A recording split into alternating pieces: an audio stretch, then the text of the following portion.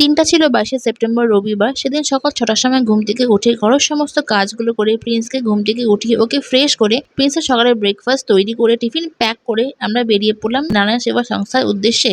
সেদিন শিবির বসেছিল সকাল ৮টা থেকে আর আমরা পৌঁছেছিলাম প্রায় ৮:৩০ নাগাদ। বিগত ৩৯ বছর ধরে উদয়পুরের এই নারায়ণ সেবা সংস্থান কিন্তু দরিদ্র মানুষ ও শারীরিক দিক থেকে অক্ষমতা মানুষদের কিন্তু সেবা করেই চলেছে।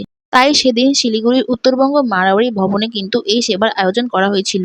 সেখানে গিয়ে প্রথমে প্রিন্সের আধার কার্ড দেখিয়ে টোকন নাম্বার পেলাম, তারপর সেই টোকন নাম্বার অনুযায়ী আমাদের কাছে এসে অনলাইনের দ্বারা রেজিস্ট্রেশন করে ফর্ম ফিল আপ করা হচ্ছিল। হাতে ফর্মটা পাওয়ার পরে কিছুক্ষণ হাতে সময় থাকায় সেখানেই প্রিন্সের ব্রেকফাস্টটা সেরে দিলাম। ৩০ মিনিট অপেক্ষা করার পরে প্রিন্সের নাম ডাকলো, তারপরে আমরা ডক্টরে ভিজিট করলাম। ডক্টর কিছু মেডিসিন, এক্সারসাইজ আর ফিজিওথেরাপির কিছু অ্যাক্সেসরিজ প্রোভাইড করলেন যেগুলো ফ্রি অফ কস্ট। এই নিয়ে আমি পুরোপুরি একটি ব্লগ আপলোড করব, সেগুলো জানতে হলে অবশ্যই এই চ্যানেলটি সাবস্ক্রাইব করে দিও।